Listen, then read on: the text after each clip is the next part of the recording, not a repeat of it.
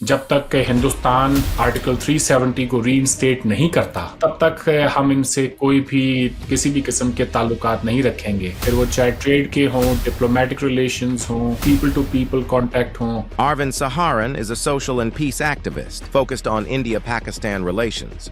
फौज का आपका ये कहना था कि हमने तो हिंदुस्तान के आइन को ही कभी तस्लीम नहीं किया प्रेसिडेंट अयूब के दौर में। That was the golden period of the Pakistani economy. हमसे कहीं अच्छी रेट पे प्रोग्रेस आप कर रहे थे। Anybody in a strong position must derive that strength from the people. अच्छा खासा चलता हुआ मुल्क था, तबाह हो गया। फर्स्ट स्टेप्स क्या होनी चाहिए इस रिलेशनशिप को इम्प्रूव करने के लिए? फैसला आपका था, तो अब आप ही ने इसको ठीक करना है। जब आप ये कहते हैं कि हमने ट्रेड नहीं करनी, तो फिर आप ही की तरफ से ये रिक्वेस्ट आएगी, हम कैसे कर सकते हैं? जब इमरान खान आपके प्राइम मिनिस्टर थे तो वो चाह रहे थे कि हिंदुस्तान से ट्रेड नॉर्मलाइज हो। शाह महमूद कुरैशी साहब और कुछ लोग नहीं चाहते थे कि ट्रेड फिर से बहाल हो। Did India miss a trick there? अगर वो पाकिस्तान आ जाते, इंडियन क्रिकेट टीम अभी जो आईसीसी चैंपियंस ट्रॉफी दुबई में जीते हैं, और अगर वही टूर्नामेंट लाहौर में जीतते तो वो जो मजा है जीत का, वो 4 गुना ज्यादा बढ़ जाता। वो आप ही की एक पॉडकास्ट मैं देख रहा था हामिद मीर साहब के साथ। आमिर साहब को बुलाएं। What uh man. वो ये कहते हैं हमने कच्छ के अंदर ऑपरेशन किया, बदले में हिंदुस्तान ने हमारे ऊपर अटैक कर दिया। ऑपरेशन था, it was a huge success. मतलब आप करें तो वो ऑपरेशन है, और सामने वाला उसका जवाब दे तो वो अटैक है। अब आप लोग हैवी वेट हैं, हमें माफ करो यार। क्या हर फिल्म में, हर चीज में हमारी ही बुराई होती है? आपकी इमेज की जो प्रॉब्लम है उसको ठीक भी आप ही ने करना है। गलतियां हुई हैं शायद हिस्टोरिकली दोनों साइड से when it comes to Kashmir. 1 minute के लिए मान लें हम दोनों पाकिस्तानी हैं, ठीक है? अगर आप ये मान मान लें, लिया सर। ठीक है, तो अगर मैं आपसे पूछूं कि हमारी कश्मीर पॉलिसी के अंदर आपको क्या कमी नजर आती है?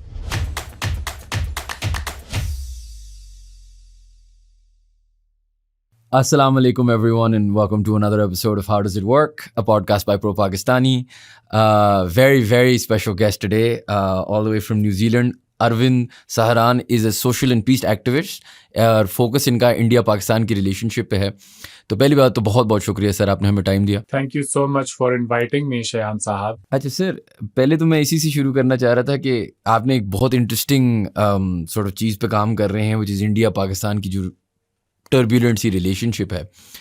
तो आपको क्यों लगता है कि ये आज की तारीख में, आज के वक्त में अच्छा टाइम है इन दोनों मुल्कों को अपनी रिलेशनशिप पे काम करने का, या क्या हर टाइम ही अच्छा टाइम है पाकिस्तान इंडिया को अपनी रिलेशनशिप पे काम करने में? वेल, मेरे ख्याल से देखें जी, इसके लिए आप कोई सा भी वक्त चुन लें, अच्छे हमसायों में अच्छे जो है रिलेशंस बनाना, ये तो खैर हर किसी का काम है। अगर इस वक्त ताल्लुकात ख़राब हैं तो मेरे ख्याल से इससे अच्छा टाइम और क्या हो सकता है।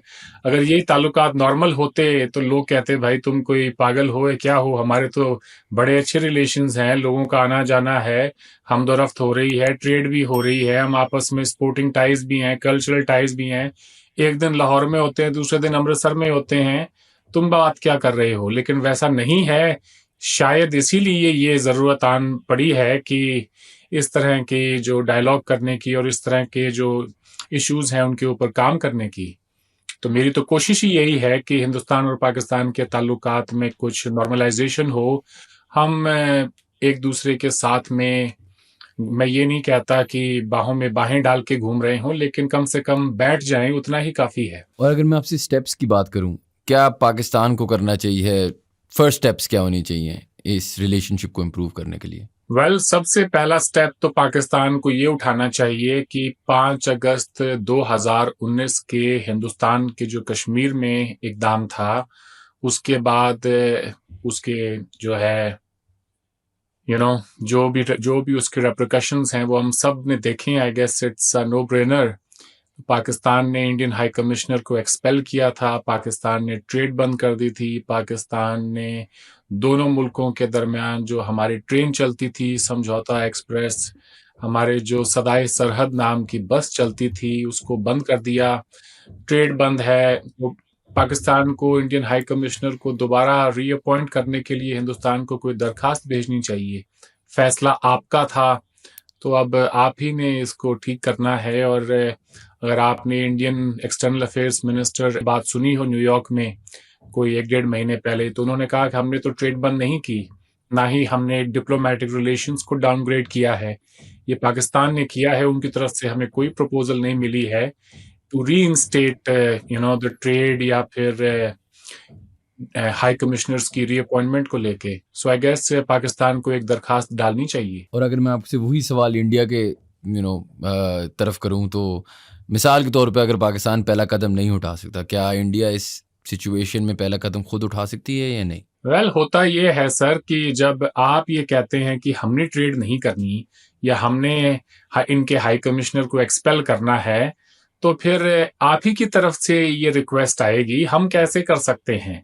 मैं अपने बारे में तो मैं ये बात नहीं करूंगा, बिकॉज आई एम नोबडी। मैं तो एक आम सा सिविलियन हूँ इस पूरी दुनिया का। I consider my self a global citizen. लेकिन अगर ज़्यादातर हिंदुस्तानियों के नज़दीक आप देखें और अगर आप उनसे बात करें जो लोग हुकूमत में बैठे हैं, तो वो आपसे ये कहेंगे कि जब आपने 99 में कारगिल किया, उसके बाद मुंबई पे अटैक हुआ, उससे पहले इंडियन पार्लियामेंट पर अटैक हुआ, तब भी हमने आपके हाई कमिश्नर्स को एक्सपेल नहीं किया। तो ये तो काम आपने किया है। Not even at the peak of Kargil war India ने पाकिस्तान के हाई कमिश्नर को एक्सपेल नहीं किया। अब वो ये कहेंगे हमने हमारे कॉन्स्टिट्यूशन में कोई रद्दोबदल की है, जो कि ये जो वागा की सरहद है यहाँ के खत्म हो जाता है, तो उससे पाकिस्तान पर ऐसा क्या असर पड़ता है कि जो आपने इतना ड्रास्टिक स्टेप ले लिया। अब जब आपने ले लिया है, तो फिर आप ये भी देख लें कि आपकी सिविलियन हुकूमत उस वक्त की जो थी, उनका ये कहना था कि जब तक हिंदुस्तान इस आर्टिकल 370 को रीइंस्टेट नहीं करता, तब तक हम इनसे कोई भी किसी भी किस्म के ताल्लुकात नहीं रखेंगे। फिर वो चाहे ट्रेड के हों, डिप्लोमेटिक रिलेशंस हों, पीपल टू पीपल कांटेक्ट हों। तो फिर देख लें, अब कोई कह सकता है। फौज का आपका ये कहना था कि हमने तो हिंदुस्तान के आइन को ही कभी तस्लीम नहीं किया। सो आर्टिकल 370 और no 370 makes no difference to us. ये तो ISPR का बयान है और उनकी बाकायदा इसके ऊपर ट्वीट भी है। तो अब सवाल ये उठता है कि वो कॉन्ट्रडिक्शन जो है वो इंडिया के अंदर नहीं है, वो आपके सिविलियन हुकूमत और आपकी जो मिलिट्री क़यादत है उनके दरमियान है। They were not on the same page. अगर आपने थोड़ी सी तारीख पढ़ी हो, वहां पे देखें उस टाइप के जो वहां पे जब इमरान खान आपके प्राइम मिनिस्टर थे, कॉमर्स मिनिस्ट्री भी उन्हीं के पास थी। तो वो चाह रहे थे कि हिंदुस्तान से ट्रेड नॉर्मलाइज हो। एज अ कॉमर्स मिनिस्टर भी उन्होंने जो समरी थी ECE की, वो उन्होंने अप्रूव कर दी। लेकिन जब वो कैबिनेट में बात गई, तो वहां उन्हें खासा जो है अपोजिशन का सामना करना पड़ा। शाह महमूद कुरैशी साहब और कुछ लोग नहीं चाहते थे कि ट्रेड फिर से बहाल हो, तो खान साहब को फिर विड्रॉ करना पड़ा अपना फैसला। कल भी तैयार थे, हम आज भी तैयार हैं, आई सपोज होंगे अगर कोई पाकिस्तान की तरफ से रिक्वेस्ट आएगी। बहरहाल कोई अगर ट्रेड हो भी रही है इस वक्त, तो वो जो है मेडिसिन जो हैं, खास तौर से लाइफ सेविंग ड्रग्स जो है, वो हिंदुस्तान से पाकिस्तान अब भी आ रहे हैं। ऐसा नहीं है कि वो नहीं आ रहे। So it's a matter of principle कि पाकिस्तान ये तय करे कि अगर हम मेडिसिन ले सकते हैं, लाइफ सेविंग ड्रग्स उनसे ले सकते हैं, तो बाकी ट्रेड भी कर सकते हैं।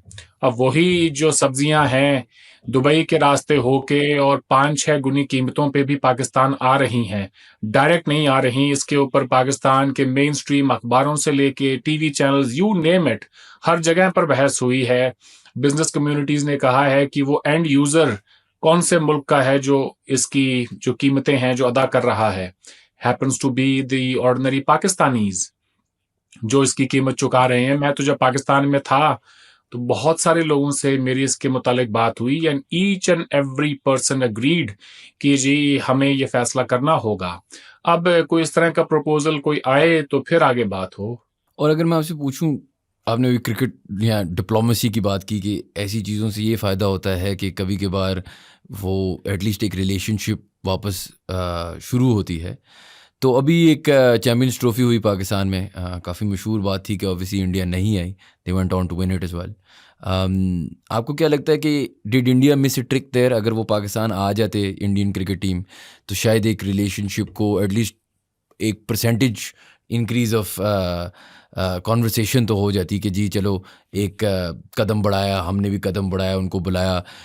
Do you think they missed a trick there the Indian government, या उनने सही फैसला लिया था? इंडियन फॉरेन मिनिस्टर जब पाकिस्तान आए थे एससीओ समिट के लिए, तो इंडियन जर्नलिस्ट उनके साथ आए थे बहुत सारे। वो नवाज शरीफ साहब से मिले। नवाज शरीफ साहब ने भी यही बात की थी कि बेहतर होगा अगर इंडिया की टीम आए। तो अगर आप मुझसे मेरा पर्सनल ओपिनियन पूछें तो बहुत अच्छा होता। हम ये टूर्नामेंट अभी जो आईसीसी चैंपियंस ट्रॉफी दुबई में जीते हैं, पाकिस्तान उसका होस्ट है, और अगर वही टूर्नामेंट लाहौर में जीतते तो वो जो मज़ा है जीत का वो 4 दुगना हो जाता जी, 4 गुना ज़्यादा बढ़ जाता वो। उसकी खुशी अलग ही होती, और लोगों को ये भी पता चलता कि पाकिस्तान के अंदर हमारे लिए कितनी नफ़रत है या नहीं है। तो कहीं न कहीं पे देखें जी कि बड़ा अफ़सोस है मुझे भी कि इंडियन टीम नहीं आई, लेकिन ये गवर्नमेंट ऑफ इंडिया का डिसीजन था। उनके पास ज़्यादा इन्फॉर्मेशन होगी in terms of threat perception, security का क्या वहाँ पे हालात हैं या जो भी हैं। बट अगर हम जब किसी स्पोर्टिंग टाइज के ज़रिए या इस तरह की जो एक्टिविटीज़ होती हैं, इनसे बड़ा कॉन्फिडेंस बिल्ड होता है। तो बेहतर होता अगर हिंदुस्तान की टीम आती, ये मेरी ज़ाती राय है। तो शायद उन्हीं में से कोई अच्छी बात निकल के आती, और शायद हो सकता है हमें वो ओपनिंग जो पिछले 5-6 साल में नहीं मिल पा रही है अपने ताल्लुकात को ठीक करने की, वो हमें मिल जाती। मगर अब क्या कह सकते हैं उसके अंदर। मेरी नज़र में देखें, क्रिकेट से ज़्यादा और भी बहुत सारी चीज़ें हैं। इंडिया के अंदर पाकिस्तान से अगर आप डॉन की ही एक रिपोर्ट पढ़ें तो आपको पता चलेगा कि तकरीबन 500 पेशेंट्स हर महीने अपोलो हॉस्पिटल दिल्ली में देखता था। लिवर के पाकिस्तानी पेशेंट्स अपोलो हॉस्पिटल में 500 एक महीने में। तो साल में तकरीबन 6000 पाकिस्तानी पेशेंट्स एक हॉस्पिटल देख रहा है दिल्ली का। तो मेरे लिए ज़्यादा बड़ा कंसर्न ये है कि वो हज़ारों के अंदर लिवर पेशेंट्स जिनका हिंदुस्तान में इलाज होता था, उनका आज क्या हो रहा है, उनके बारे में कोई सोच रही है हुकूमत या नहीं। इसी तरह से और भी जो मेडिकल जो भी हिंदुस्तान के अंदर ट्रीटमेंट के लिए लोग आते थे, ट्रांसप्लांट्स के लिए आते थे, तो मेरे लिए वो ज़्यादा बड़ा कंसर्न है। मेरे लिए ये ज़्यादा बड़ा कंसर्न है कि पाकिस्तान के जो किसान हैं उनको इंडिया से कोई, अगर हमारे यहाँ से कोई मसलन कोई डीएपी खाद आती है, यूरिया आती है, तो वो थोड़ी सी सब्सिडाइज्ड रेट पे मिले, सस्ती कीमतों पे मिले। आपके यहाँ पर डीएपी खाद का जो बैग है वो तकरीबन 14,000 रुपए का हो गया है।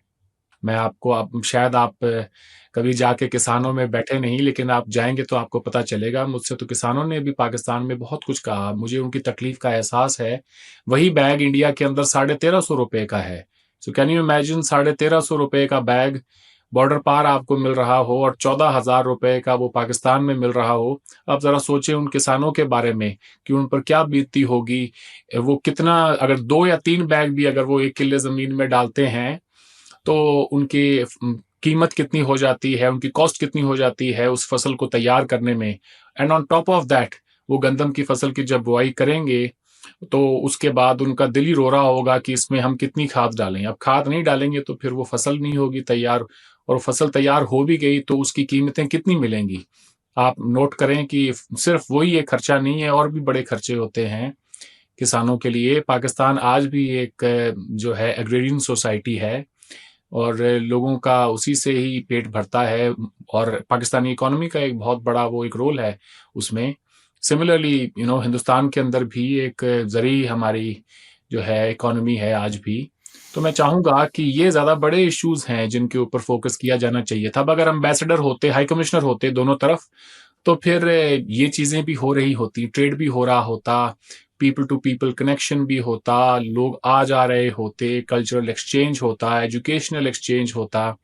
अब हाई कमिश्नर नहीं है तो कितनी सारी चीज़ें नहीं हो रही हैं। वो वीज़ा भी पाकिस्तानी क्रिकेट टीम को लगा के तो उन्हीं हाई कमीशन वालों ने देना है जी।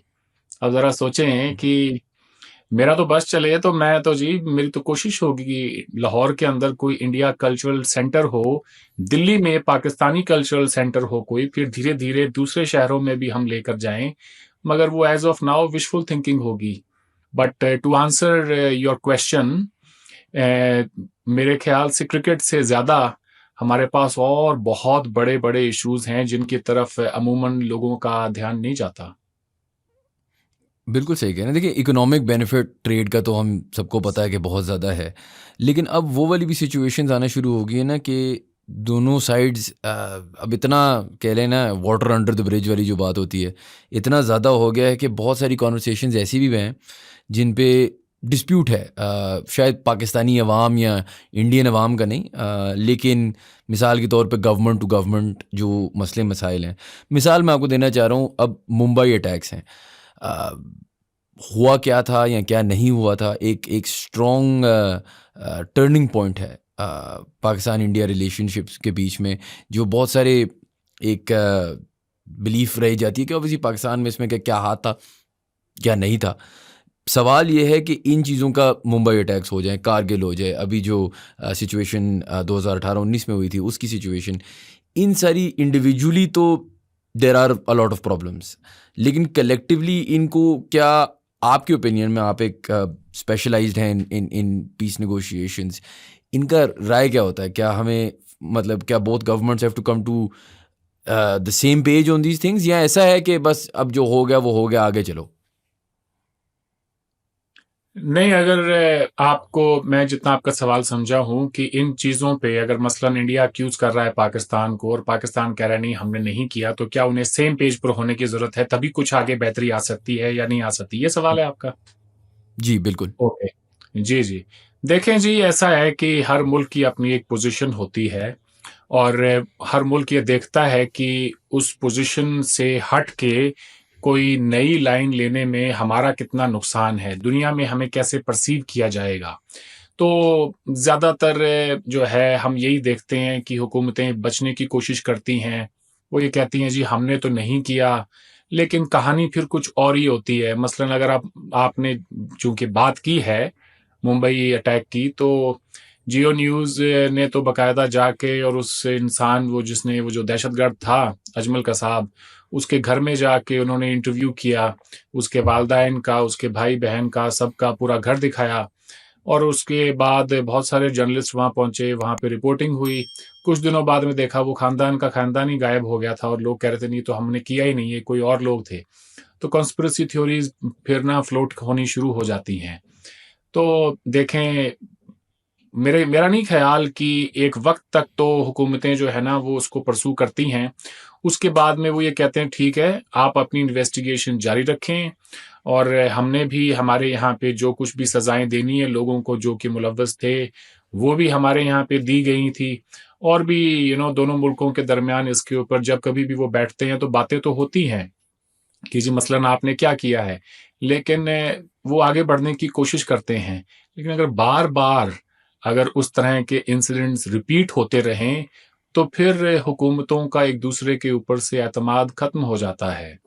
हमारे यहाँ पे आप देखें प्राइम वो 2008 की बात थी, उसके बाद में तो 2014 साहब आ गए थे। जब वो आए तो उन्होंने नवाज शरीफ साहब को अपनी ओथ टेकिंग सेरेमनी में भी बुलाया, उसके बाद वो खुद भी लाहौर गए। तो लग रहा था कि कोई ताल्लुकात अच्छे होंगे, लेकिन उसके बाद के जो सब्सिक्वेंट अटैक्स थे, मसलन पठानकोट हुआ, उसके बाद उड़ी हुआ, फिर पुलवामा हुआ, तो उससे फिर हमारे जो ताल्लुकात हैं वो बद से बदतर होते चले गए। और अब फिलहाल तो अगर आप मुझसे पूछें तो at least in the near future कोई उम्मीद नज़र नहीं आती है। आपने भी बात की पाकिस्तान में भी ना बहुत सारे अटैक्स को क्रेडिट किया जाता है या समझा जाता है कि जी इसमें रॉ इन्वॉल्व है या इंडिया के कुछ प्रॉक्सीज इन्वॉल्व हैं जिन पे इंडिया बैक कर रहा है। ये चीज़ें अब वही वाली बात आ जाती है जब बहुत ज़्यादा हेट्रेड होता है। तो आपने अभी वर्ड यूज़ किया दहशतगर्द। अब दहशतगर्द पाकिस्तान में अगर एक टेररिस्ट है तो वो दुनिया में भी एक टेररिस्ट है। ये लोग मतलब उनकी नेशनैलिटी जो भी हों वो हैं तो टेररिस्ट।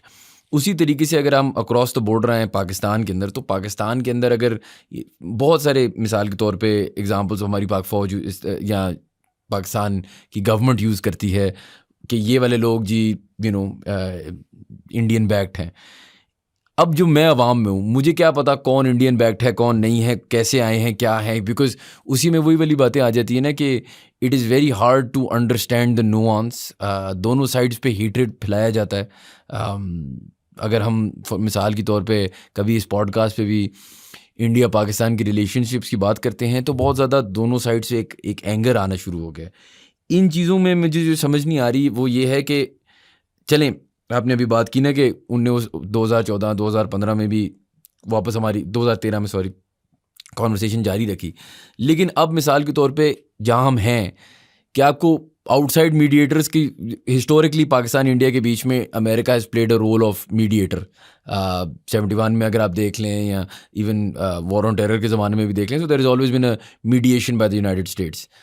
क्या हम ये एक्सपेक्ट कर सकते हैं कि यूएस या चाइना या some party like that can mediate on our behalf, या बिकॉज दोनों पार्टीज अब बहुत अग्रीव हो गई हैं। आपने खुद बात की कि देखें दोनों साइड से बस एक नो नॉनसेंस टाइप पॉलिसी बन चुकी है, तो इसको तोड़ने का क्या तरीका यही है कि कोई बाहर से आए, कोई थर्ड पार्टी आए? आप अगर थोड़ा सा और खुल के सवाल करते तो और मज़ा आता। मसलन आपके DGISPR ने अभी बयान दिया बलूचिस्तान में जो जाफर एक्सप्रेस में हमला हुआ था, तो उन्होंने हिंदुस्तान को ब्लेम किया उसके लिए जी डायरेक्ट।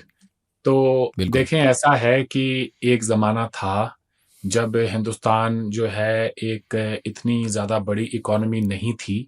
आपने 70s की बात की, तो उस ज़माने के अंदर पाकिस्तान के अंदर अमेरिकन इन्फ्लुएंस बहुत ज़्यादा था। चाइना भी एक बहुत बड़ी इकोनॉमिक सुपर पावर नहीं था। तो वो दिन और थे जब सुपर पावर्स जो हैं वो हमें डिक्टेट कर लिया करती थी। वो हमें कह देते थे कि आप ये करें, नहीं तो फिर इसके कॉन्सिक्वेंसेस ये होंगे। ठीक है, आज के एज के अंदर हालात बहुत ज़्यादा बदल चुके हैं। हिंदुस्तान 5th लार्जेस्ट इकोनॉमी है एक ऐसे वक्त में कि जब पूरी दुनिया रूस को लेके यूक्रेन पर जो उन्होंने अटैक किया उसे ना सिर्फ कंडेम कर रही है, बल्कि उनके ऊपर इकोनॉमिक सैंक्शंस लगाए हैं, उनके ऊपर ट्रैवल रिस्ट्रिक्शंस लगाई हैं, उनके साथ में किसी भी किस्म की कोई फाइनेंशियल ट्रांजैक्शंस उनके उस मुल्क से नहीं हो रही है। एक ऐसे वक्त में कि जब आप अगर हम ये कहें बाय एंड लार्ज जो वेस्टर्न ब्लॉक है उसने कंप्लीट बॉयकॉट कर दिया है रशिया का, हिंदुस्तान उसके बावजूद रशियन ऑयल ले रहा है। बिल्कुल तो what does that tells us? That tells us कि वो ज़माने गए कि जब हिंदुस्तान को इस तरह से कोई डिक्टेट कर देता था। आज हिंदुस्तान की अपनी खुद की एक आज़ादाना फॉरेन पॉलिसी है। उस वक्त भी वो जो है, अगर आपको कोल्ड वॉर की हिस्ट्री थोड़ी बहुत पता हो तो उन्होंने किसी ब्लॉक का वो हिस्सा नहीं बने, ना ही तो बिल्कुल वो अमेरिकन ब्लॉक का, ना ही सोवियत ब्लॉक का। तो ये तो दिन ही अलग हो गए हैं जी। इस वक्त वो क्यों मीडिएट करेंगे किसी को? क्यों कहेंगे हाँ ठीक है, थोड़ा बहुत समझाना इधर उधर चलता है। वो अमेरिकन आज भी करते हैं, अपना रोल प्ले करते हैं, चाइनीज़ भी करते हैं, लेकिन फिर दोनों मुल्कों के अंदर जो गवर्नमेंट्स होती हैं उनका फैसला होता है कि, और इंडिया के अंदर अब एक सोच ये भी बन गई है कि पाकिस्तान हमें क्या दे सकता है। उनके पास ज़्यादा इकोनॉमिकली हमें देने के लिए कुछ है नहीं। तो पहले तो हम कुछ हद तक जो है बराबर हुआ करते थे करेंसी के लिहाज से। दुनिया जो है इंडिया और पाकिस्तान को एक बराबर की नज़र से काफ़ी हद तक देखती थी। लेकिन 90s में जब कश्मीर में जिहाद किया पाकिस्तान ने, उसके बाद स्पेशली उसके बाद जब कारगिल हुआ, और कारगिल के बाद जो है अमेरिकन्स ने भी अपने आप को विड्रॉ कर लिया। आपको वो यूट्यूब पे वीडियो भी मिल जाएगा जिसके अंदर उस वक्त के अमेरिकन प्रेसिडेंट बिल क्लिंटन ये कहते हैं कि मैंने पाकिस्तानी प्राइम मिनिस्टर नवाज शरीफ को 2 चॉइसेस दी जब वो यहाँ पे 4th ऑफ जुलाई को आए हुए थे। बिल्कुल कि आपने अगर वो देखा हो तो वो ये कहते हैं कि या तो आप शाम को आएं और आप ये कहें कि हम कंप्लीट विड्रॉल करेंगे अपने ट्रूप्स का करगिल से, और अगर आप नहीं करते हैं then we will declare you as a rogue state. तो फिर 9/11 हो गया उसके बाद, और उसके बाद दुनिया में एक वॉर ऑन टेरर को लेके जब एक पूरी एक ये कहें कि एक पूरा एक माहौल बना, और उसके पाकिस्तान पे भी उसके बड़े रिएक्शंस हुए। फिर जो लोग यहाँ से पाकिस्तान से पकड़े गए, और यू नो इट कि what happened all over the world, जो बॉम्बिंग्स हुई हैं एंड ऑल। तो पाकिस्तान का केस जो है वो बेहद कमज़ोर हो गया है अब, और पाकिस्तान उसके बाद इकोनॉमिकली भी उसने बहुत सफ़र किया है।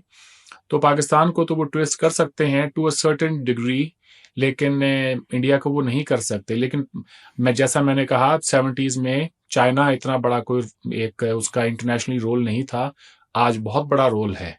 तो हर अमेरिकन कोशिश के ऊपर चाइना का भी एक कुछ ना कुछ कहना होगा, तो पाकिस्तान को वो बैलेंस बनाना पड़ता है। तो ये बिल्कुल बात है। आपने देखिए भी जी, बात ब्लेम तो हुकूमतें, सॉरी मैं थोड़ी बात लंबी हो गई है, हम्म, ब्लेम तो गवर्नमेंट्स एक दूसरे को करती हैं। मैं ये कहता हूं कि चलें आप ही की बात को, यानी पाकिस्तान की बात को, DGISPR की बात को ही तस्लीम कर लेते हैं। तो अगर वो ये कहते हैं कि ऐसा कुछ इंडियंस कर रहे हैं, लेट्स अज्यूम, ठीक है, तो बड़ा चौधरी जो होता है वो कभी छितर नहीं खाता। Let me just put it bluntly out to you. जब आप कश्मीर में इतना कुछ कर देते हैं, ठीक है, तो इंडिया के पास भी एक एजेंसियां तो वहां भी हैं, उनके हम किस बात के उनको पैसे देते होंगे, वो भी तनख्वाहें लेते हैं, वो भी ऑपरेशंस करते हैं। लेकिन what is most surprising is कि पाकिस्तान जब अफगानिस्तान में हामिद करजाई की गवर्नमेंट थी, तब भी ये कहता था कि बलूचिस्तान में या KP में कुछ हो रहा है तो वो इंडियंस करवा रहे हैं with the help of the Afghan government at the time, ठीक है। फिर 2021 में 15 अगस्त टू बी प्रिसाइज, जब तालिबान आ गए अफगानिस्तान में, इमरान खान उस वक्त मुल्क के वजीर आजम थे और उन्होंने कहा कि मैं अफगान कौम को मुबारकबाद देता हूं कि उन्होंने गुलामी की जंजीरें तोड़ी हैं। तो फिर और DGISPR भी वहां चले गए, आपके फैज हमीद साहब, उन्होंने चाय के कप के साथ बिल्कुल में सबको ये यकीन दिलाया कि everything will be fine, everything will be under control, don't you worry. तो वो इमेजेस पूरी दुनिया ने देखी और आज 3 साल बाद हम ये देख रहे हैं कि KP में क्या हो रहा है, बलूचिस्तान में क्या हो रहा है और अफगान तालिबान क्या कर रहे हैं। पाकिस्तान ने एयर स्ट्राइक्स तक जाके अफगानिस्तान के अंदर कर दी हैं। आपने तो गुलामी की जो है बेड़ियां तोड़ी थी, व्हाट हैपेंड देयर। तो एक स्ट्रेटजी के तौर पे आई थिंक पाकिस्तान को समझ में नहीं आई कि ये हुआ क्या है पिछले 3 साल में हमारे साथ, कि आपने 2 डेकेड्स की इन्वेस्टमेंट, उस वक्त के अमेरिकन जो थे प्रेसिडेंट, उन्होंने कहा था कि उन्होंने डबल गेम खेला है हमारे साथ भी, they accused Pakistan at the time. तो ये वो हार्श रियलिटीज हैं। अगर जरूरी तो नहीं कि ये तो देखें, ये तो वो चीजें हैं कि जो हम डिस्कस कर रहे हैं कि ब्लेम गेम होता है ना सर, कि बिल्कुल आप ये कहें कि आपने ये किया, इंडियंस कहेंगे कि जी आपने कश्मीर में किया, पाकिस्तानी कहेंगे आपने बलूचिस्तान में किया, बट लेट्स फेस फैक्ट्स। अगर मैं आपसे पूछूं कि हिंदुस्तान और पाकिस्तान के दरमियान जो 3-4 छोटी मोटी जंगें, झड़पें, जो मर्जी कह लें आप उसको, 47 में कश्मीर में, 65 में, 71 में, 99 में, किसने स्टार्ट की? तो मोस्ट मतलब पाकिस्तान 71 में तो पाकिस्तान की एक सिविल वॉर चल रही थी जिसके बीच में हिंदुस्तान आया था। ये तो टेक्निकली बात सही ना हो। आप चलें, बड़ा अच्छा आपका ये सवाल है 71 के अंदर, उस पर भी आ जाएंगे। उससे पहले वालों के में क्या कहेंगे आप? सही कह रहे हैं, सही कह रहे हैं, जहाँ जहाँ सही कह रहे हैं कारगिल हमारी गलती थी शायद। लेकिन देखिए सर, अब इस तरह तो नहीं आपने भी नहीं, बात की कि पॉइंट मेरा अफगानिस्तान ये है, आप ही की एक पॉडकास्ट मैं देख रहा था हामिद मीर साहब के साथ, बिल्कुल व्हाट अ मैन। वो ये कहते हैं, आप उसको दोबारा सुनिएगा जाके, और आप श्योर अगर आप उसकी क्लिप लगाना चाहें तो बड़ी मेहरबानी होगी। वो ये कहते हैं हमने कच्छ के अंदर ऑपरेशन किया, बदले में हिंदुस्तान ने हमारे ऊपर अटैक कर दिया। मतलब आप करें तो वो ऑपरेशन है और सामने वाला उसका जवाब दे तो वो अटैक है। How exactly do you explain that operation, Hamid Mir साहब? मैं तो ये जानना चाहूंगा। आप ऑपरेशन जिब्राल्टर को भले ही उसको ऑपरेशन नाम दें या उसको कोई और भी अच्छा सा कोई नाम दे लें, इंटरनेशनल कम्युनिटी में उसको it is considered as an act of war. आज LOC है, उसकी भी उतनी ही सैंक्टिटी है जितनी कि किसी भी 2 मुल्कों के दरमियान होनी चाहिए। कल को अगर इसी LOC को पार करके इंडियन फोर्सेस पाकिस्तान में आती हैं, wouldn't you consider that as an act of war, an act of aggression? तो सिमिलरली वो जो उसूल हैं जंग के, वो तो हम चेंज नहीं कर सकते हैं।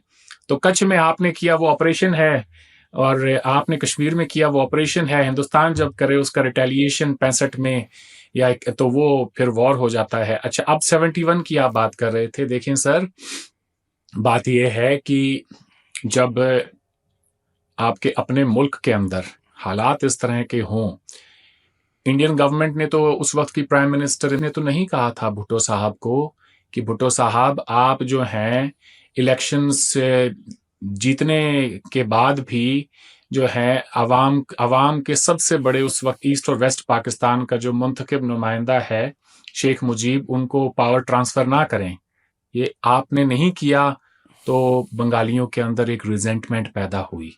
आपने उससे पहले 2 महीने पहले ही एक साइक्लोन भोला आया था ईस्ट पाकिस्तान में, के ईस्ट पाकिस्तान में, जिसके अंदर 5-6 लाख के करीब जो हैं लोग मारे गए थे, इफ आई एम करेक्ट। हो सकता है नंबर थोड़ा ऊपर नीचे हल्का फुल्का हो, मगर लाखों में लोगों की डेथ हुई थी।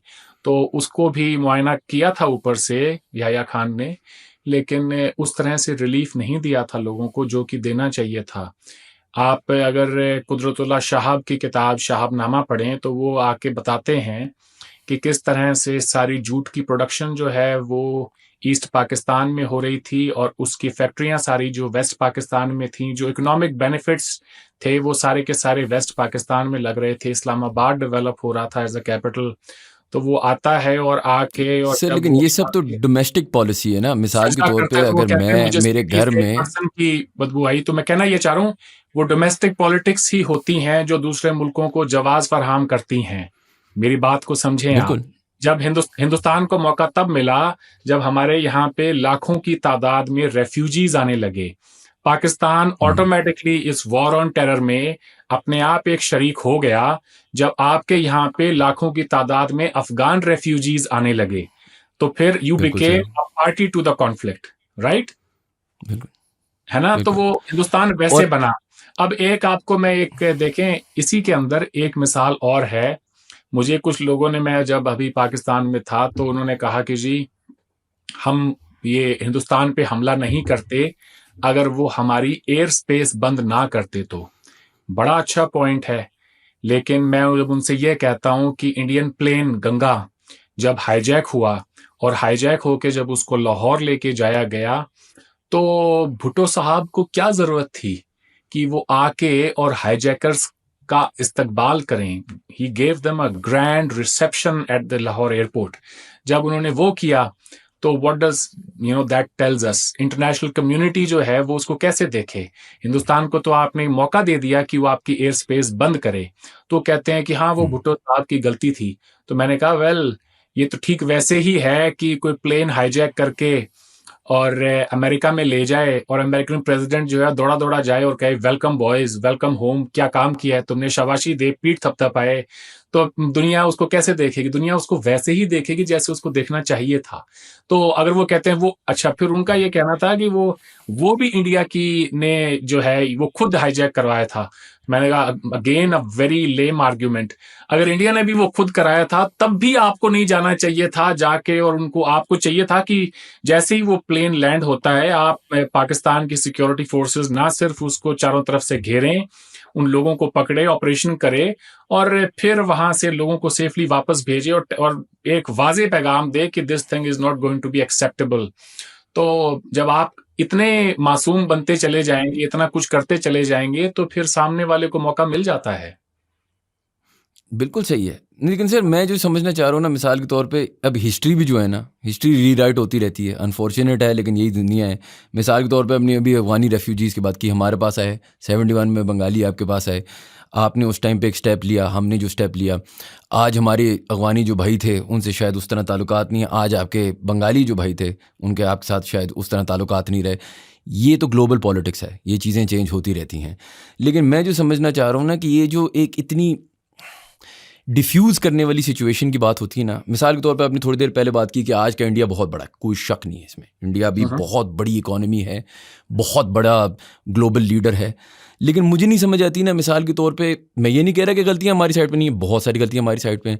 लेकिन जिस तरह अभी इस कॉन्वर्सेशन में भी कॉन्वर्सेशन ऐसी लगती है कि जी हर चीज़ ही पाकिस्तान की गलती है। हर फिल्म जो निकलती है नेटफ्लिक्स से लेके अमेज़ॉन प्राइम से लेके बॉलीवुड के सिनेमा में, उसमें जी पाकिस्तान विलन पाकिस्तान। अगर हम इतने छोटे हैं, इतने रेलेवेंट हैं, तो वही वाली बात आ जाती है कि भाई हर फिल्म में एटलीस्ट अमेरिका रशिया को विलन दिखाती थी ना, मतलब हैवीवेट टू हैवीवेट कॉन्टेस्ट हो रहा था। अब आप लोग हैवीवेट हैं, हमें माफ़ करो यार, क्या हर फिल्म में हर चीज़ में हमारी ही बुराई होती है? इसकी क्या वजह है? बहुत अच्छा सवाल है आपका जी। अगर आप मुझसे पूछें तो मैंने अपनी ज़िंदगी के सबसे बेहतरीन जो दिन हैं वो पाकिस्तान में गुज़ारे हैं। पाकिस्तान के लोगों की तारीफ़ में मैंने जो कसीदे पढ़े हैं, अगर आप जाएँ सोशल मीडिया पे मेरे फ़ेसबुक के पेज पे तो आपको मिल जाएँगे। जिस तरह की मैंने तारीफ़ की है, वहाँ की मेहमान नवाज़ी की, लोगों की दरियादिली की और कितनी वार्मथ है लोगों के अंदर। वो आके हर इंसान जिसको जब पता चलता है कि मैं हिंदुस्तान से आया हूँ और मेरे साथ ही नहीं है, हर इंडिया से जाने वाले शख्स को वो उतनी ही मोहब्बत देते हैं। देखें जी, ये बात बिल्कुल ठीक है। आप सही कह रहे हैं कि हर जगह पे आपको बहुत बुरा दिखाया जाता है, हॉलीवुड मूवीज़ से लेके और दुनिया में। मैं ये कहूँगा कि आपकी इमेज की जो प्रॉब्लम है, उसको ठीक भी आप ही ने करना है, किसी और ने नहीं करना। तो इसका एक वाहिद तरीका ये है कि आप अपने मुल्क के दरवाज़े बाकी दुनिया के मुल्कों के लिए खोल दें, लोगों को पाकिस्तान में आने दें। ये पाकिस्तान से हर जो खबर जाए, वो एक पॉज़िटिव न्यूज़ हो। अमूमन लोगों को ये बात समझ में नहीं आती, but let me explain this कि जब पाकिस्तान की बात होती है या पाकिस्तान को कोई क्रिटिसाइज़ करता है, तो हुकूमत की पॉलिसियों को लोग क्रिटिसाइज़ करते हैं, वहाँ के अवाम को क्रिटिसाइज़ नहीं करते। पाकिस्तान के ज़्यादातर जो लोग हैं, वो उतने ही अमन पसंद हैं, जितने शायद दुनिया के और हों। तो मैं ये बात पाकिस्तान 2 दफ़ा जा चुका हूँ, हज़ारों लोगों से वहाँ मिला हूँ, उसके बाद ये कह रहा हूँ। लेकिन बदकिस्मती से रियासत की जो पॉलिसीज़ हैं वो इस तरह की रही है, जिसकी वजह से पाकिस्तान का आज दुनिया में इतना नाम ख़राब है।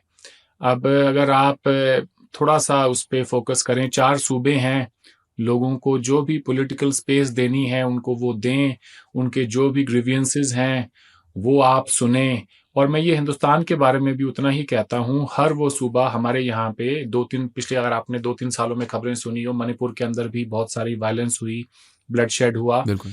मेरी तो एक अमन पसंद इंसान होने के नाते यही ख्वाहिश है कि जी हुकूमत जो है पॉलिटिकल स्पेस फराहम करे हर किसी को, ताकि इस तरह की चीज़ें जो हैं इतनी आगे ना चली जाएं।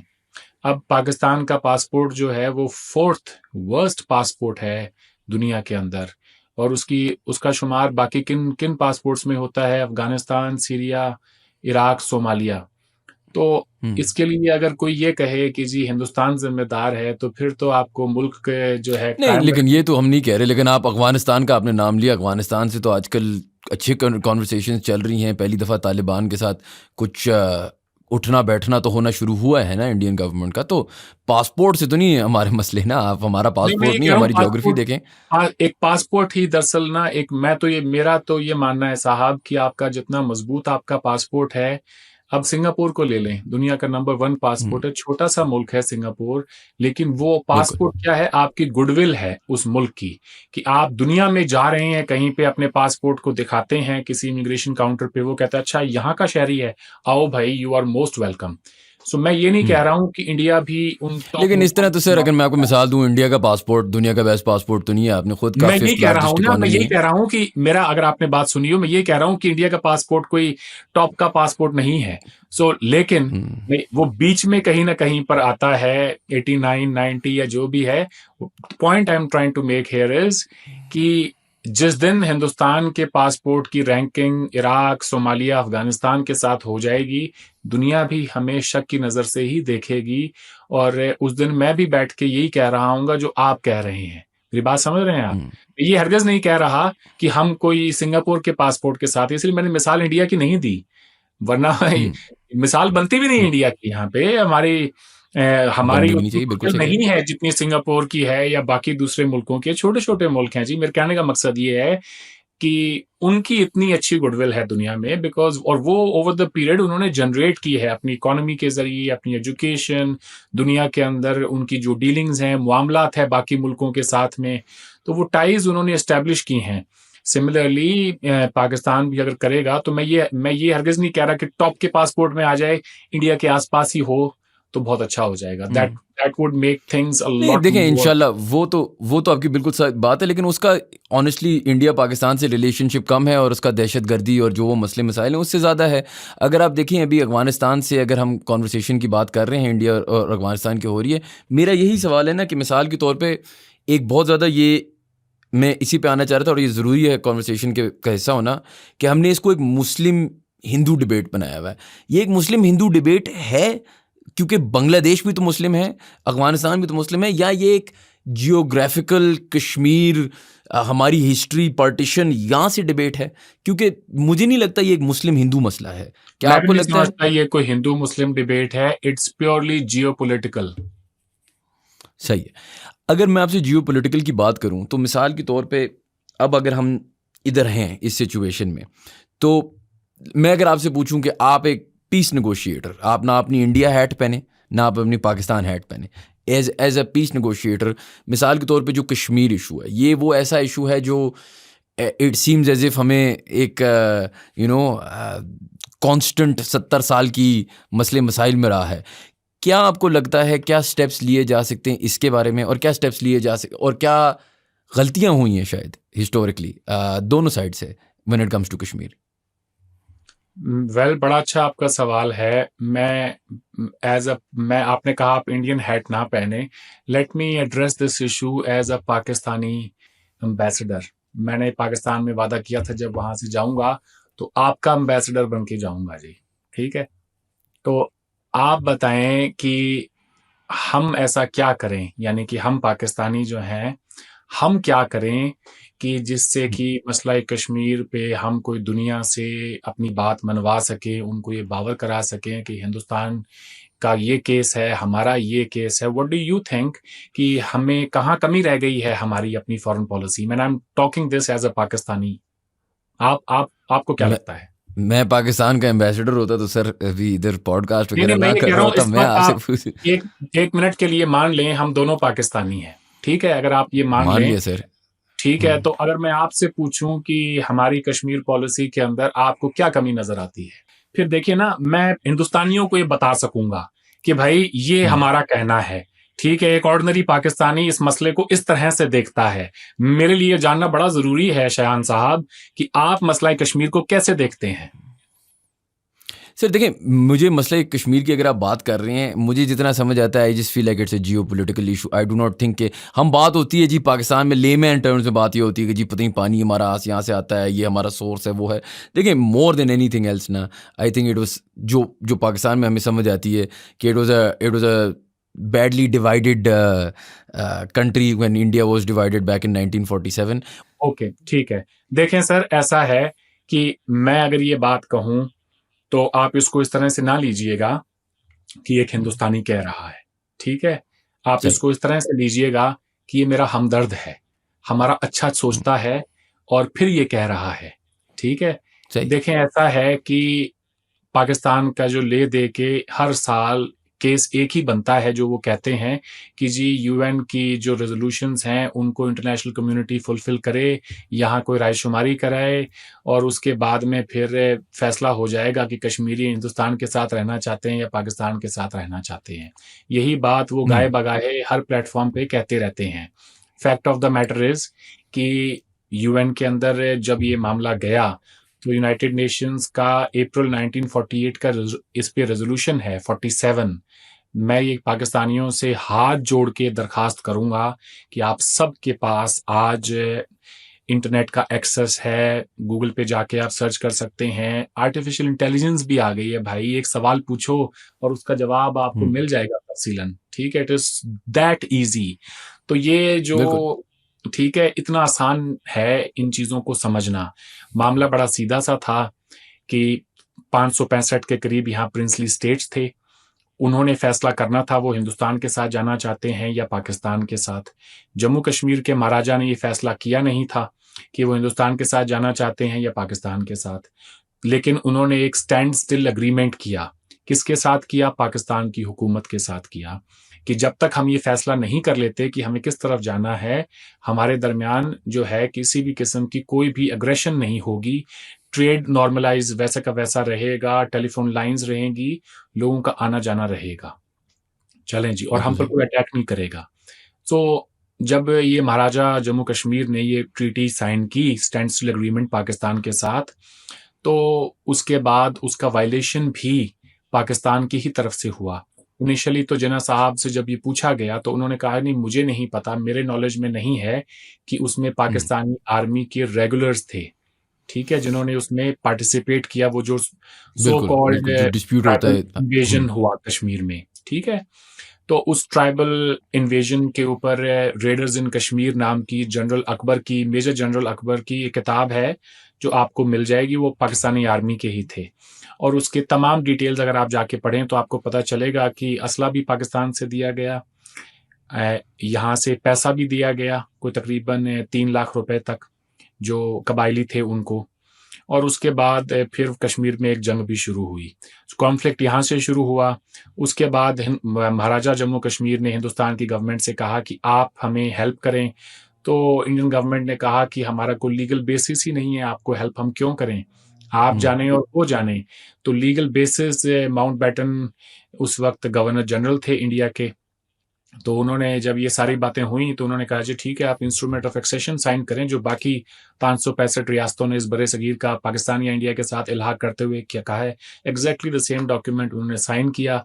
हिंदुस्तान के अंदर जम्मू कश्मीर का इल्हाक हुआ और उसके बाद फिर इंडियन फोर्सेस गईं, वहाँ पे जंग हुई और फिर इंटरनेशनल कम्युनिटी ने एक सीज फायर कराई, क्योंकि हमारे ही प्राइम मिनिस्टर वहाँ गए यूनाइटेड नेशंस के अंदर। उन्होंने जाके ये कहा कि जी इस मसले को हम बातचीत के ज़रिए भी हल कर सकते हैं। और उन्होंने ऑल इंडिया रेडियो पे जाके स्पीच की, वो स्पीच भी आपको यूट्यूब पे मिल जाएगी। मैं जो तमाम बातें कह रहा हूँ फैक्ट्स हैं। तो उसके बाद फिर यूनाइटेड नेशन सिक्योरिटी काउंसिल ने अप्रैल में ये एक के बाद एक बहुत सारे रेजोल्यूशन पास किए।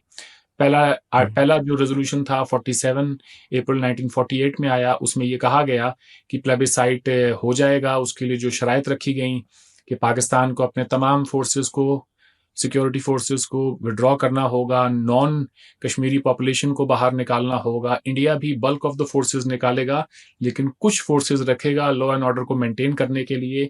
और ये सारे सीक्वेंशियल स्टेप्स थे। उसके बाद इंटरनेशनल कम्युनिटी की वॉच में यहाँ प्लेबिसाइट होना था। पाकिस्तान ने पहली शर्त पूरी नहीं की तो दूसरी और तीसरी का कोई मतलब ही नहीं था। उसके बाद फिर एक और रेजोल्यूशन आया, उसके बाद एक और आया, एक आया, इस तरह से आते गए और आखिरकार जाके इंटरनेशनल कम्युनिटी ने भी हाथ खड़े कर दिए कि अब इस यहाँ पे कुछ नहीं होना है। फिर जंग भी हो गई एक 1965 में, जब ऑपरेशन जिब्राल्टर हुआ। आई गेस आपको पता है, पढ़ सकते हैं, ये फैक्ट्स पे हैं सारी चीज़ें। तारीख जो है वो किसी की बपौती नहीं होती, इफ आई मे से सो। वो ना इंडिया की है ना पाकिस्तान की है। सच जो है तारीख, वो अपना रास्ता खुद ब खुद तय करती है। वो पाकिस्तान के ही हिस्टोरियंस ने इसके ऊपर बहुत कुछ लिखा है। इंडियंस की तो बात ही क्या करूं, मिसालें क्या दूं इंडियंस की, तो मैं आपको पाकिस्तानियों की मिसाल दे लेते हैं। आप इस वक्त ये समझें कि आप एक पाकिस्तानी से ही बात कर रहे हैं, अपने ही किसी हमदर्द से, वेल विशर से बात कर रहे हैं। 65 की जंग हो गई, अच्छी खासी पाकिस्तान की इकोनॉमी चल रही थी, वो तबाह हो गई। बड़ी अच्छी प्रोग्रेस की अयूब खान के दौर में आपके मुल्क ने, प्रेसिडेंट अयूब के दौर में। That was the golden period of the Pakistani economy.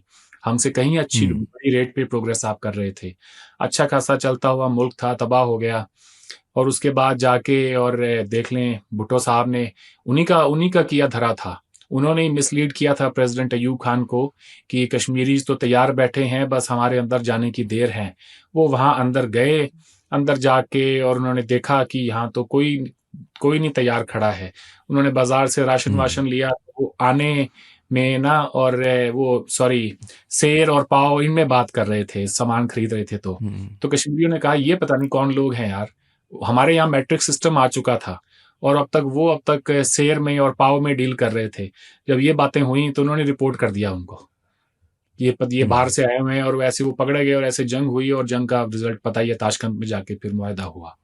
71 देख लें। उसके बाद 71 में एक चीज़ ये हुई कि कश्मीर इशू को लेके इंडिया और पाकिस्तान ने एक डिक्लेरेशन साइन किया, जिसको शिमला डिक्लेरेशन कहते हैं, समझौता। और उसमें इशू को बायलैटरल इशू बना दिया हमेशा के लिए। अब लोग कहेंगे कि जी हम तो नहीं मानते इसको। भाई मानने को कोई माने या ना माने, लेकिन दुनिया में जो वॉर टाइम ट्रीटीज होती हैं उनकी बड़ी खासा अहमियत होती है। ट्रीटी ऑफ वर्साई को ले लें, जो कि जर्मनी ने साइन की फर्स्ट वर्ल्ड वॉर के बाद। तो उसकी बड़ी खासा अहमियत थी, उनको डैमेजेस भी पे करने पड़े, बहुत कुछ पे करना पड़ता है। तो सिमिलरली जब वो मसला बायलैटरल हो गया तो फिर हमने ही तय करना था उसको कैसे ठीक करना है, क्या नहीं है। फिर लाहौर डिक्लेरेशन हुआ, उसके अंदर भी हमने कहा कि ठीक है जी, हम इसे हल करेंगे, लेकिन तब तक अमन रखते हैं, लोगों का आना जाना जो है वो बहाल करते हैं, ट्रेड को बहाल करते हैं, कॉन्फिडेंस बिल्ड करते हैं, और उसके बाद आना जाना लोगों का शुरू हो जाए। इसको इतना नॉर्मलाइज कर देंगे कि लोगों को पता ही नहीं चलेगा कि यहाँ कोई बॉर्डर भी है। आप सुबह जो है मुजफ्फराबाद में हो, शाम को आप श्रीनगर चले जाएं, तो मेरा नहीं ख्याल उसमें से किसी को भी प्रॉब्लम थी। लेकिन फिर कारगिल हो गया, फिर एज अ रिजल्ट जो है, फिर हमने जो है उसके बाद आगरा में भी बातचीत हुई। लेकिन इसमें जो अहम इंटरेस्टिंग पॉइंट है वो ये है कि आखिरी बार किसी यूनाइटेड नेशंस के सेक्रेटरी जनरल से जब ये सवाल पूछा गया ना कि क्या करना चाहिए इंडिया और पाकिस्तान को, तो कोफी अन्नान जो है 2001 में इंडिया और पाकिस्तान के दौरे पर आए थे, जब हमारे यहाँ पे पार्लियामेंट अटैक के बाद हालात बड़े ख़राब हो गए थे। तो उन्होंने कहा कि मैं ये प्रपोज करूंगा इंडिया और पाकिस्तान को कि they should go back to the spirit of Lahore declaration. वो बहुत ही अच्छी ट्रीटी है, अगर हम आज बिल्कुल ऊपर अमल करें, हमारा कॉन्फिडेंस जो एक दूसरे के ऊपर से खत्म हो गया है वो ओवरनाइट रिस्टोर हो सकता है, अगर हम लाहौर डिक्लेरेशन के स्पिरिट में आज भी वापस जाके और कोई कोशिश करें कुछ हमारे मामलात को बेहतर करने की। तो सर, बदकिस्मती से हालात इस तरह के बन गए हैं कि अब पाकिस्तान की बात को कोई सुनता भी नहीं है इंटरनेशनली। शाह महमूद कुरैशी ने मुल्तान में, जब वो मुल्क के फॉरेन मिनिस्टर थे, उनकी एक स्टेटमेंट है, वो एक जलसा आम को से खिताब कर रहे थे, जहां उन्होंने कहा कि आप ये ना सोचें कि हमारा बयानिया कमज़ोर है कश्मीर को लेके। गल आ है भी साडे दाने मुक गए ने, जिन्ना दे दाने उन्होंने कहा था जिन्ना दे घर दाने उन्ना दे कमले भी सियाने। तो हिज पॉइंट वाज कि हमारे दाने खत्म हो गए हैं, इसलिए दुनिया हमारी नहीं सुनती है। सो मैं अगर आज, जैसे मैंने कहा, put a Pakistani hat on, फिर मैं बात करूंगा। तो मैं अगर पाकिस्तान की हुकूमत को मेरा मशवरा ये होगा कि आप इंश्योर करें कि आपके घर में वो दाने हों। कहने का मकसद ये है कि आपकी इकोनॉमी इतनी अच्छी हो कि आपका पॉलिटिकल क्लाउट भी जो है दुनिया के अंदर वो बढ़ जाए, वो इस हद तक चले जाए कि लोग आपकी बात भी सुने। अब अगर हम $2 बिलियन मांगने के लिए दुनिया में जाएंगे तो हमारी बात कौन सुनेगा भाई? कोई नहीं सुनेगा। ठीक है, पहली और आखिरी बात ही यही होगी कि कितने पैसे मांगने के लिए आए हैं, कितने इनको देने हैं। ठीक है, उसके आगे वो ये कहेंगे जी हमारा ये भी करा दें, तो लोगों ने कहना भाई अभी तुम इस पोजीशन में ही नहीं हो। मैं बिल्कुल प्रैक्टिकल होके आपको बता रहा हूँ। ठीक है, नहीं, आप सही कह रहे हैं। देखें, वो beggars can not be choosers वाली बात है। मैं अपने वजीर आजम को ही कोट कर रहा हूँ। मैं तो पाकिस्तान में भी होता ना तो ये बात मीनारे पाकिस्तान पे खड़े होके कह देता। उसके बाद में आपने जो करना था आप मेरे साथ कर लेते भाई। पर मैं जो सच है मैं आपको वो बता रहा हूँ। इस वक्त आपको सबसे ज्यादा जरूरत ये है कि माजी के जितने भी जख्म हैं उनको बिल्कुल ना कुरेदें, उनको बिल्कुल ना छेड़ें। एक सच ये है कि जम्मू कश्मीर का एक हिस्सा आपके पास है पिछले 78 सालों से, और एक हिस्सा जम्मू कश्मीर का हिंदुस्तान के पास है। और इंडियंस को भी मैं ये कहूंगा कि हमारा एक हिस्सा इसी जम्मू कश्मीर का चीन के पास भी है 1962 से। ठीक है जी, सही। ये वो रियलिटीज हैं जिनको सब एक्सेप्ट करते हैं, सारी गवर्नमेंट्स एक्सेप्ट करती हैं। ठीक है, और वो ओवरनाइट किसी जंग के जरिए या किसी प्रॉक्सी वॉर के रिजल्ट में उसको चेंज नहीं किया जा सकता। Pakistan has tried it a few times. They failed at it, miserably, and that is not going to happen. और इंटरनेशनल कम्युनिटी में ये एपेटाइट भी नहीं है कि दो न्यूक्लियर पावर्स चलें, जो हो गया वो हो गया पास्ट में। हाँ जी, कारगिल के दौरान हो गया, लेकिन दो न्यूक्लियर पावर्स जो हैं वो इस किस्म के कॉन्फ्लिक्ट में चले जाएं। I don't think there would be any appetite for it in the entire international community. तो what choices do we have? हमारे पास चॉइसेस एक ही है कि मैं ये भी नहीं कहता कि इसको इंटरनेशनल बॉर्डर बना दें, आप इसको इसी स्टेट में रहने दें, लोगों का आना जाना आसान करें, ट्रेड को नॉर्मलाइज करें, अपने यहाँ से जितना हो सके कल्चरल एक्सचेंज करें, स्पोर्टिंग टाइज को बढ़ाएं। ये वो तमाम चीजें हैं जिससे कि कॉन्फिडेंस बढ़ेगा लोगों का। और उसके बाद क्या फर्क पड़ता है शाहान साहब कि कोई शख्स पाकिस्तान का शहरी है या कोई हिंदुस्तान का बिल्कुल है ना? आप अगर आप दिल्ली में रुकें और इतना आसान हो आपके आने के लिए, और सिमिलरली कोई इंडियन जाके वो कोई बिजनेस के लिए जाए, घूमने फिरने जाए और पाकिस्तान में जाके रह जाए। I know it at this stage ये विशफुल थिंकिंग है, लेकिन हमारे सामने जो मिसाल है यूरोप की 1000 साल की जंग के बाद भी वो गए आखिरकार इसी मॉडल के ऊपर हैं। एक फ्रेंच बिल्कुल जाके किसी मुल्क में रह सकता है, सिमिलरली बाकी मुल्क के लोग हैं फ्रांस में जाके रह सकते हैं, जर्मनी में जाके रह सकते हैं। तो ज्यादा बात लंबी हो गई, but I guess you got the point.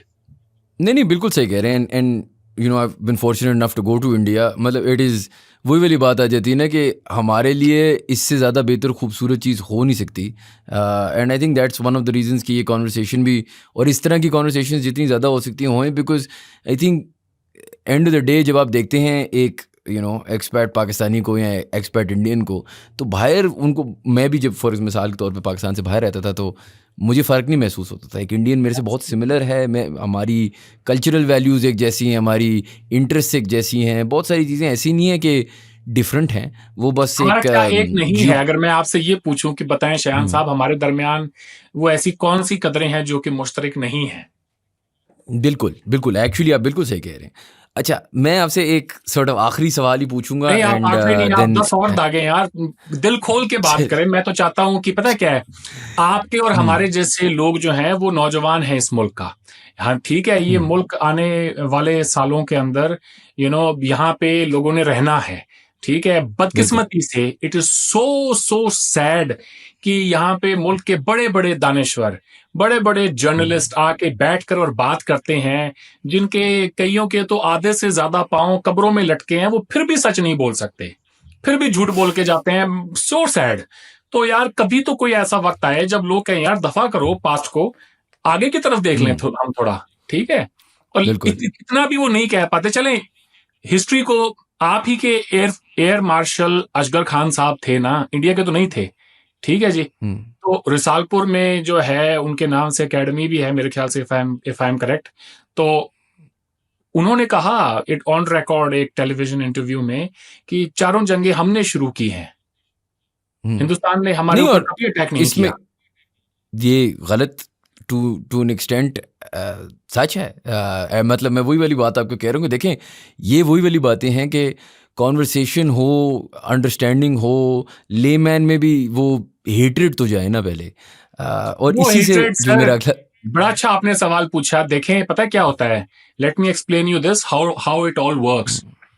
जिस दिन हमारी पाकिस्तान की जो आपकी फौजी क़यादत और हिंदुस्तान की सिविलियन हुकूमत के दरमियान कोई अंडरस्टैंडिंग डेवलप हो गई, let me assure you overnight एक पॉलिटिकल सिग्नलिंग दी जाएगी and that would change everything with in a couple of months. यही लोग जो है ना, आम लोगों के पास में तो जो है, जो हुकूमतें चाहती हैं वही होता है भाई। वो अगर चाहेंगे कि हम गले डाल के और मिले एक दूसरे से अच्छे से, वो that can happen with in a couple of months, वो कोई बड़ी बात नहीं है। अब ये है कि हम देखें डिप्लोमेसी में ना, कभी भी हमें अपने जो है दरवाजे बिल्कुल बंद नहीं करने चाहिए। एक छोटा सा दरवाजा हमेशा खुला रहना चाहिए, ताकि कभी आपको लौट के अपने ही बयानिए पर आपको जाके अपनी आवाम में जाना पड़े तो आपके पास कुछ मुंह छुपाने के लिए हो तो सही। बदकिस्मती से 5 अगस्त 2019 के बाद पाकिस्तान ने अपने आप को एक बंद गली में धकेल दिया है कि अब वो ये भी नहीं कह सकते। अब अगर मौजूदा हुकूमत है वो इतनी अनपॉपुलर है पाकिस्तान की एज ऑफ नाउ, कि उनके पास वो मैंडेट ही नहीं है अवामी की वो जाके ये कह दें कि जी let's leave things behind whatever happened in the last 5-6 years और हम आगे बढ़ते हैं, ठीक है। तो वो जब उनके पास कोई होगा, और जो अगर वो ऐसा कोई करने की कोशिश भी करते हैं तो पीटीआई ने कहना है कि देखें इन्होंने तो कश्मीर पे सौदा कर लिया, इन्होंने तो कश्मीर बेच दिया, ये है वो है। वो फिर इस कार्ड पे आके अपनी सियासत करेंगे। तो that is something I don't think PMLN government और ये जो पीपल्स पार्टी गवर्नमेंट है रेडी फॉर इट। ये कॉन्वर्सेशंस क्योंकि होती इतनी कम है और इतनी एक दो पोलर या अग्रेसिव तरीके से होती हैं, तो वो कॉन्वर्सेशन का फ़ायदा ये होता है ना, आप एक दफ़ा करते हो, 2 दफ़ा करते हो, फिर आप रियलाइज़ करते हो यार दोनों साइड से एक अच्छी ही इंटेंशन है। And I think unfortunately Pakistan की जहाँ तक बात आ जाती है, आपने अभी बात की, हमारी government is not strong enough, जो कि करंट गवर्नमेंट है, without question to make any decision that is slightly controversial. I don't think that they have the public support for that. लेकिन मैं जो आपसे समझना चाह रहा था वो ये था कि मैं जो आपसे समझना चाह रहा था वो ये था कि आपने एक लाइफ डेडिकेट की एक चीज़ के लिए, आप correct me if I am wrong, New Zealand में रहते हैं and you grew up there, ये चीज़ आपके लिए क्यों इतनी इंटरेस्टिंग थी, या आपके लिए क्यों एक ऐसी चीज़ थी? देखिए शायद every Pakistani and Indian cares about Pakistan India relations, इसमें कोई शक नहीं है, लेकिन एक बंदा जो इसको फुली स्टडी करना चाह रहा हो, इसी के अंदर काम करना चाह रहा हो, क्या कोई ट्रिगर था आपकी ज़िंदगी में, कोई वजह थी कि आपने कहा कि यार मैंने अपने आप को डेडिकेट करना है इस चीज़ के लिए? जी, एब्सोल्युटली वेल, मैं आपको ये बता दूं कि मेरी पैदाइश हिंदुस्तान की है। मैंने अपनी ज़िंदगी के 18 साल हिंदुस्तान में गुजारे हैं। मेरी पूरी इब्तदाई तालीम हिंदुस्तान में हुई है। मेरा घर बॉर्डर के बेहद करीब है। मैंने अपने इलाके के अंदर जब ये 2001 का मिलिट्री स्टैंड ऑफ था, उस वक्त हमारे जो बहुत से ऐसे रिश्तेदार थे जिनके खेतों के अंदर लैंड माइन्स डाली गई थी। पॉइंट मेरा ये है कि जिस धरती को हम माँ कहते हैं, उसके सीने में जब हम बम डालते हैं तो तकलीफ तो होती है sir. I have grown up watching and listening to what had happened between us. मैंने इतना कुछ पढ़ लिया था अपनी एक छोटी सी उम्र के अंदर हिंदुस्तान और पाकिस्तान के बारे में कि उसके बाद 24 घंटे मेरे जहन में बात ही यही होती थी। मैंने पार्टीशन के ऊपर इतना कुछ पढ़ लिया था और उसके जो हकायक थे, एक दिन बस यूं ही मैंने जो है मुझे उससे एक बुक थी बाय द वे 2011-12 में मैंने पढ़ी थी डॉक्टर इश्तियाक की Punjab bloody partition and cleanse. तो वो किताब जब मैंने पढ़ी तो एक दिन मुझे कुछ सालों बाद डॉक्टर इश्तियाक एक दिन यूं ही फेसबुक पे मिल गए and I was a fan of him. तो मैंने उनसे कहा सर मैं चाह रहा हूँ कि आपकी इस किताब के रेफरेंस से हम कोई प्रोग्राम करें सोशल मीडिया पे और लोगों को ज़रा सच बताएं। बहुत कम लोग हैं आजकल जो कि लिखना पढ़ना जिनका शौक है। अमूमन लोग जो हैं कोई वीडियो देख लेंगे but they won't read a book. तो वहाँ से फिर हमने अपने सफ़र का आगाज़ किया और उन 6 पार्ट सीरीज़ की थी। उस वक्त कैमरा क्वालिटी भी इतनी कोई अच्छी नहीं थी but we did record our conversation. तो हाँ जी, वो एक बड़े ही एक इमोशंस के साथ में ना हमने उसको रिकॉर्ड किया, पूरी पार्टीशन की हिस्ट्री को। We captured each and every event. 15-16 घंटे की रिकॉर्डिंग होगी वो सारी 5-6 पार्ट में। तो वहाँ से फिर मुझे लगा कि कुछ ना कुछ मुझे करना चाहिए। सोशल मीडिया में ये स्पेस थी कि पाकिस्तानियों से इंटरेक्ट कर सकें, पाकिस्तान में भी कोई बात कर सकें, वहाँ के लोगों से जो है उनको इंटरव्यूज़ कर सकें। तो this is all started way back about 10 years ago. तो हाँ जी, फिर आज आप देख लें 10 साल बाद मैं आपके सामने बैठा हूँ। हाँ, उन दिनों में कम लोग हुआ करते थे जो कि पाकिस्तान के बारे में बात करते थे। मैंने तो अपने आप को पूरा जो है डुबो दिया इस पूरे कॉज़ के अंदर, सो मच सो कि मुझे उर्दू भी मैंने सीखी उस प्रोसेस के अंदर कि अगर आप पाकिस्तान के लोगों के बारे में जानना चाहते हैं तो उनकी कौमी ज़बान सबसे बड़ी ज़बान जिसके अंदर सबसे ज़्यादा अखबार छपते हैं, लिटरेचर छपता है, पूरा का पूरा निसाब है, उस ज़बान का आना तो बहुत ज़रूरी था। उसके बगैर तो मैं पाकिस्तान के ऊपर कोई ओपिनियन बनाता भी तो वो ठीक नहीं होती है सिर्फ एक अंग्रेज़ी अखबार को पढ़ के, 1 या 2 अंग्रेज़ी अखबार को पढ़ के। तो मेरे लिए ये जानना ज़रूरी था कि अवाम क्या सोचते हैं, उनकी पल्स क्या है, उसके लिए फिर उनकी जो ज़बान भी आनी ज़रूरी है, वो भी सीखी और अभी तक सीख रहा हूँ, अब तक पढ़ रहा हूँ। पाकिस्तान के बहुत सारे हिस्टोरियंस को मैंने पढ़ा है, उनकी किताबों को पढ़ा है और हाँ जी, वो प्रोसेस जो है लर्निंग का वो आज तक जारी है। लेकिन हाँ, हिंदुस्तान और पाकिस्तान के जो मसले मसाइल हैं, उनको लेके जो हिस्टोरिकल फैक्ट्स हैं, वो मेरे नज़र में बिल्कुल क्लियर हैं और कोई भी एक eminent scholar, B it from India और पाकिस्तान, वो अगर मैं कोई बात कहूँगा तो उनके रेफरेंस के साथ कहूँगा और वो आई don't think anyone would deny that. हाँ, कोई मेन स्ट्रीम पॉलिटिशियन या कोई जर्नलिस्ट हो वो उसको डिनाई कर सकता है, लेकिन कोई भी स्कॉलर जो थोड़ा बहुत जानता है तारीख को वो कभी डिनाई नहीं करेगा। ये बात है जी। और इससे सर मैं यहाँ अगर से आपसे फिर मेरी दिलचस्पी हुई। अगर मैं आपसे आखिरी यही पूछना चाहूँ कि जब आप पाकिस्तान आए, आपने बोला आप लोगों से मिले और ऑब्वियसली वो एक्सपीरियंसेस तो आपके लिए बहुत अच्छे थे। Were you able to meet anyone in the government of Pakistan या in the military of Pakistan? क्या आपकी कभी ऐसी कोई कॉन्वर्सेशन उधर हुई और उधर क्या पल्स था? एक तो होता है ना पब्लिक स्टांस, हाँ, एक होता है मैंने शायद प्राइवेट में जब वो जी, कॉन्वर्सेशन कर मैं रहे हो। पाकिस्तान जब आया था तो पाकिस्तान जब आया था तो आपके बहुत सारे जर्नलिस्ट्स जो थे मौजूदा, जो सर्व कर रहे हैं, मेन स्ट्रीम न्यूज़ में आते हैं, उनसे भी मिला। मैं उनके दफ्तरों में भी गया, उनके साथ स्टूडियोज़ में मैंने जो है प्रोग्राम भी किए। दुनिया न्यूज़ में मुजीबुर रहमान शामी साहब के साथ हमने हिंदुस्तान और पाकिस्तान के ऊपर एक बात की। मैंने कुछ पॉडकास्ट भी वहाँ रिकॉर्ड की। मैं फॉर्मर आपके फॉरेन सेक्रेटरी शमशाद अहमद साहब से मिला। वो वाजपेयी साहब के एरा में पाकिस्तान की तरफ से जो है उस टाइम फॉरेन सेक्रेटरी थे। सो ऑब्वियसली जाहिर सी बात है जी कि ही न्यू अ लॉट।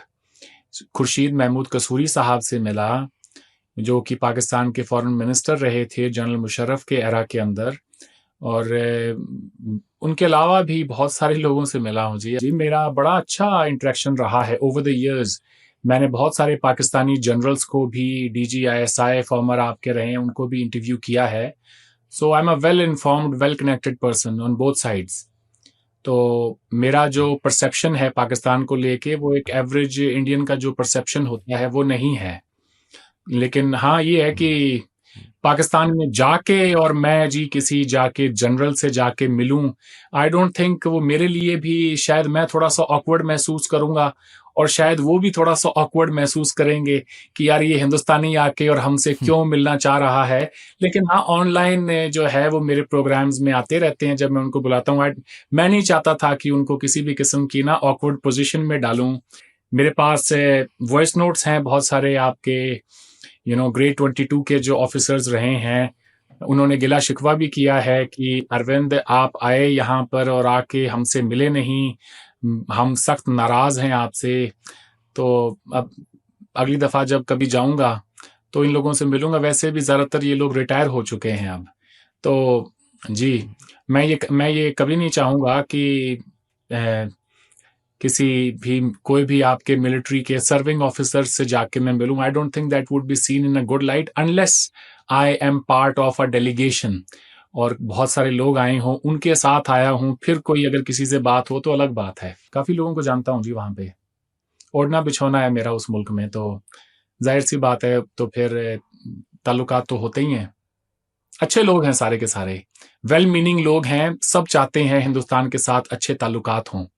कोई की एक शख्स नहीं मिला मुझे, फिर वो चाहे कोई फॉरेन सेक्रेटरी हो, फॉरेन मिनिस्टर हो, आपके लीडिंग इंटेलेक्चुअल्स हों, जर्नलिस्ट हों, अखबारों के एडिटर्स हों, जिन्होंने हिंदुस्तान से नफरत का इजहार किया हो, या फिर वो जो नहीं चाहते थे कि जी हिंदुस्तान से हमारे ताल्लुकात अच्छे ना हो। ईच एंड एवरी इंडिविजुअल, हर एक शख्स ये चाहता था कि ये वाघा का ट्रेड गेट है, ये खुले दोबारा, इस पे हमदोरफ्त शुरू हो, लोगों का आना जाना आसान हो, हम जो हैं अपने जो इश्यूज हैं हमारे, उनको थोड़ा सा बैक बेंच पे रख के ना थोड़ा मुस्तकबिल की तरफ देखें। इस मुल्क में जो इन दो मुल्कों में जो 2.25 अरब की आबादी रहती है, उनके रोशन मुस्तकबिल के लिए कोई अच्छे फैसले लें, हम आगे बढ़ें।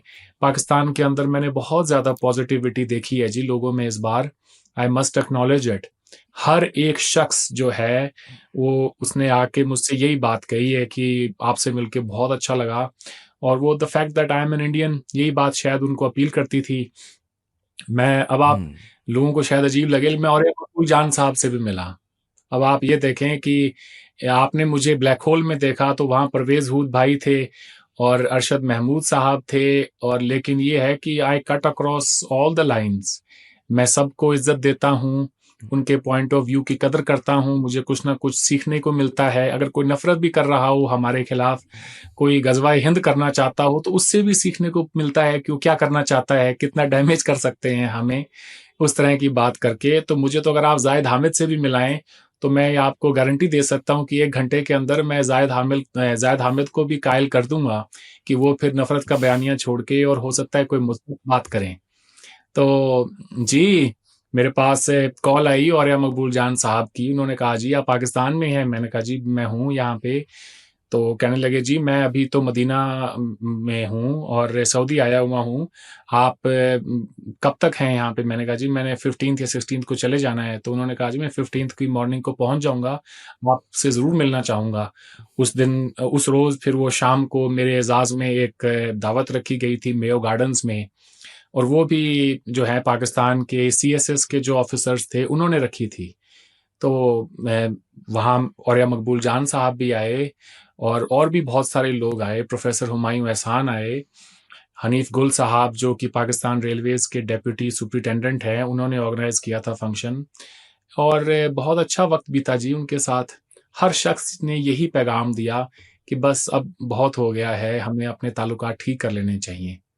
लेकिन ये तो जी आम लोगों की बातें हैं, बाकी हुकूमतों ने क्या करना होता है, हमारे जो बड़े हैं, उन्होंने क्या फ़ैसले करने हैं, वो तो वो जाने। बिल्कुल सही, बिल्कुल सही। नहीं और सर बहुत अच्छा है कि आप इस तरह आवाज़ भी उठा रहे हैं, आप पाकिस्तान भी आ रहे हैं और आपने हमें टाइम भी दिया। ऐसी चीज़ों से हमें भी सीखने को मिलता है। आई थिंक हमारी ऑडियंसेस को, पाकिस्तानियों को, इंडियंस को कॉन्वर्सेशन से ही चीज़ें शुरू होती हैं। तो थैंक यू सो मच कि आपने हमें टाइम दिया और इंशाल्लाह जो आप काम कर रहे हैं we wish you all the best. इससे बहुत ज़्यादा फ़ायदा दोनों साइडों को हो सकता है and you know we are really glad कि आप ये कर रहे हैं। So thank you so much for being on the podcast. आपको इंशाल्लाह वापस तंग करेंगे अगर आपके पास कभी टाइम हुआ।